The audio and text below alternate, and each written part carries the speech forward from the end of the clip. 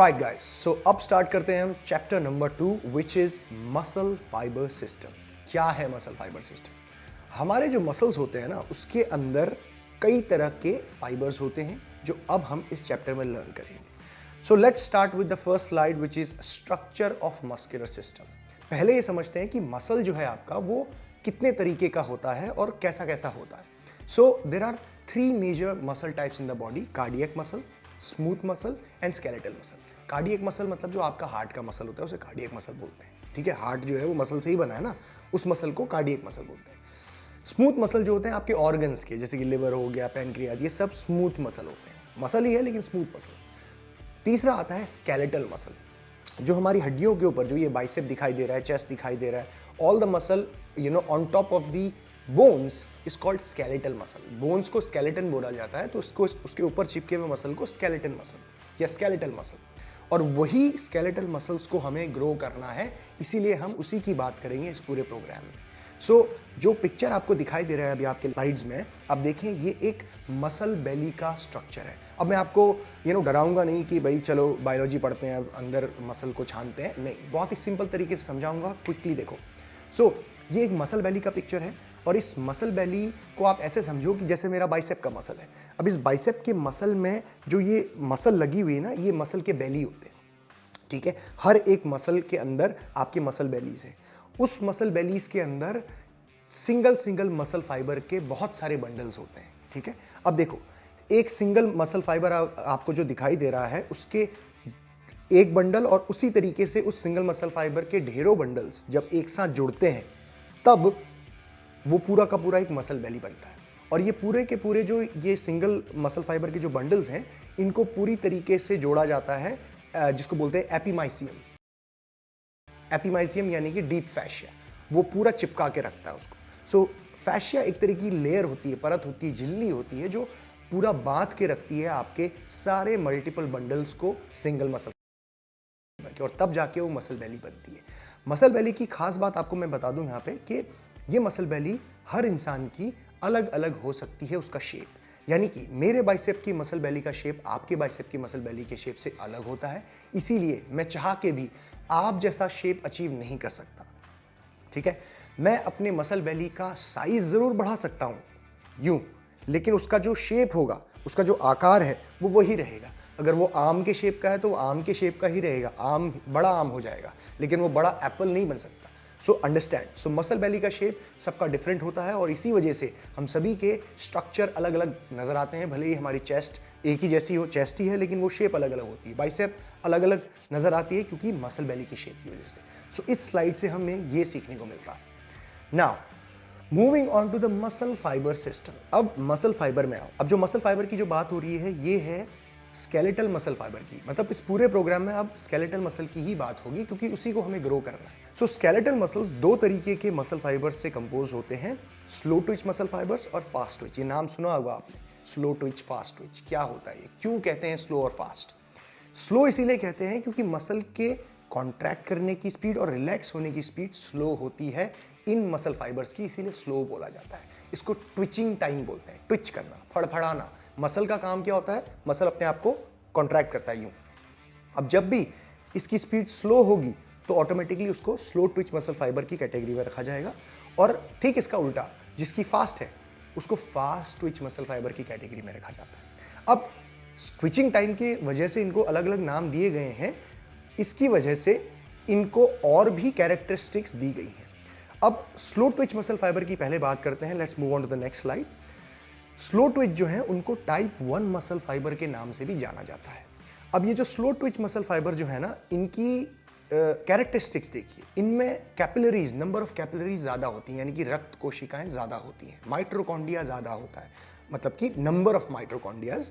किसके कंपैरिजन में? Fast Twitch के कंपैरिजन में। सो माइट्रोकॉन्ड्रिया में क्या होता है, आपकी एनर्जी को ट्रांसफॉर्म करता है एटीपी में और सेल्यूलर एनर्जी बनाता है। तो ये माइट्रोकॉन्ड्रिया का काम है, जो स्लो ट्विच मसल फाइबर में थोड़े ज़्यादा होते हैं। मायोग्लोबिन ज़्यादा है। मायोग्लोबिन क्या है? एक तरीके से हीमोग्लोबिन की तरह काम करता है, जो आपकी डिलीवरी ऑफ ऑक्सीजन को इंप्रूव करता है। उसके साथ साथ रेड पिगमेंट जो होते हैं रेड ब्लड सेल्स में, ये ज़्यादा पाए जाते हैं स्लो ट्विच फाइबर में, इसीलिए इनका कलर भी रेड होता है। सो इनको रेड फाइबर्स भी कहा जाता है। सो ये कैरेक्टरिस्टिक्स हैं टाइप 1 मसल फाइबर की। अब नेक्स्ट बात करते हैं टाइप 2 मसल फाइबर यानी कि फास्ट ट्विच की। अब ये ऐसे मसल फाइबर्स हैं जिनको दो फर्दर कैटेगरीज में डिवाइड किया गया है, type 2A and type 2X। अब टाइप 2A जो है ना, ये आप कह सकते हो कि इंटरमीडिएट मसल फाइबर्स हैं जो टाइप 1 और टाइप 2 के बीच में फॉल करते हैं। इनमें थोड़ी कैरेक्टरिस्टिक्स स्लो ट्विच वाली भी है और थोड़ी कैरेक्टरिस्टिक्स फास्ट ट्विच वाली भी। नाउ टाइप 2 मसल्स में अगर हम टाइप 2X को देखें तो वो complete fast Twitch muscle fibres है, यानी कि सारी की सारी कैरेक्टरिस्टिक्स उनमें फास्ट ट्विच वाली। कौन सी कैरेक्टरिस्टिक्स? जैसे कि इनमें कम कैपिलरीज होती हैं, इनमें माइटोकॉन्ड्रिया कम होता है, इनमें मायोग्लोबिन कम होता है, और साथ ही साथ ये ऑक्सीडेटिव कैपेसिटी नहीं होती, यानी कि ऑक्सीजन को इस्तेमाल करके एनर्जी बनाने की capacity type 2X muscle fibres में नहीं होती, because they are complete fast Twitch.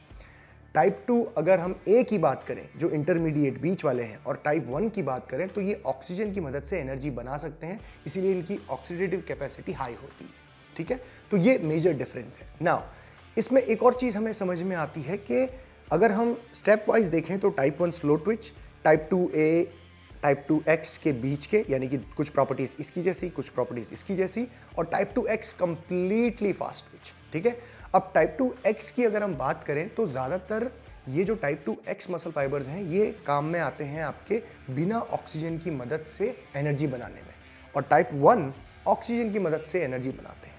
तो ये मेजर डिफरेंस इनमें है, और इसीलिए इन दोनों की ही एक्टिविटीज़ काफ़ी डिफरेंट होती है, बॉडी इनको अलग अलग एक्टिविटीज़ में इस्तेमाल करती है। Alright, let's move on to the next slide which is ATP, the high energy molecule. अब ये बहुत ही इंपॉर्टेंट आपका स्लाइड है।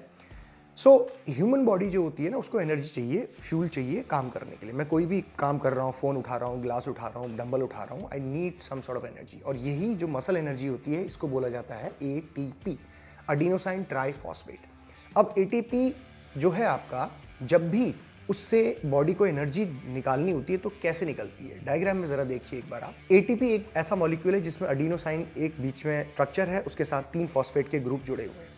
अब ये मॉलिक्यूल जो पूरा बना हुआ है, इससे एनर्जी कैसे रिलीज हो रही है? जब इसका एक बॉन्ड फॉस्फेट का टूटता है, ब्रेक होता है, तो ढेर सारी एनर्जी निकलती है। जैसे कि आपने देखा होगा दिवाली के टाइम पे पटाखे वटाखे फूटते हैं तो कैसे धमाका होता है और फिर एकदम से बर्स्ट ऑफ एनर्जी निकलती है। तो उसी तरीके से आप समझिए कि मसल के अंदर ये जो ATP का मॉलिक्यूल है ये टूटा, टूटने के बाद इसमें से एक बॉन्ड बहुत सारी ढेर सारी एनर्जी निकली। अब उसी एनर्जी को मसल जो है अपनी मसल एनर्जी के रूप में इस्तेमाल करता है। अब टेक्निकली अगर देखें तो लगभग 40% of the energy release from ATP is used as cellular work. Cellular काम में 40% ही यूज होती है, बाकी जो 60% है वो एज ए हीट रिलीज हो जाती है बॉडी से। इसीलिए आप गौर करेंगे जब आप ट्रेनिंग करते हो, वर्कआउट करते हो, कोई भी एक्टिविटी करते हो तो आपकी बॉडी गर्म होने लगती है। This is the reason, because वो ATP जो है 60% as a body heat release हो रहा है। So this is how body makes energy through ATP। ठीक है, now moving on to the ATP production. अब भाई ATP जब टूट रहा है, एनर्जी निकल रही है, तो ATP तो खत्म हो गया, वापस से ATP कैसे बनेगा? तो ATP को वापस से बनाने का ही साइकिल बॉडी का काम होता है कि भाई लगातार एनर्जी मिलते रहे, और उसके लिए बॉडी यूज करती है प्रोसेस कॉल्ड फॉस्फोराइलेशन। क्या होता है इसमें? ATP टूटा, ठीक है, एक बॉन्ड टूट गया, अब जब 3 में से 1 निकल गया तो क्या बचा उसके पास? सिर्फ 2, यानी कि अब वो एडिनोसाइन डाइफॉस्फेट बच गया है।